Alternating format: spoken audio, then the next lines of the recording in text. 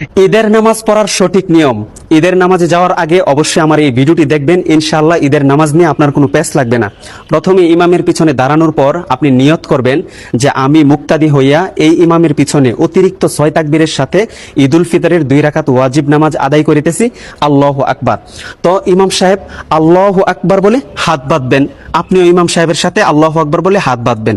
তারপর ইমাম সানা পড়বেন, সানা পড়ার পর অতিরিক্ত 3টা তাকবীর দিবেন, আল্লাহু আকবার বলবেন, হাত ছেড়ে দিবেন।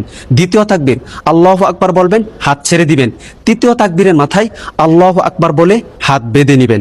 তারপরে ইমাম সাহেব সূরা ফাতিহা এবং অন্য আরো একটি সূরা মিলিয়ে রুকু সিজদা কমপ্লিট করে দ্বিতীয় রাকাতের জন্য দাঁড়াবেন।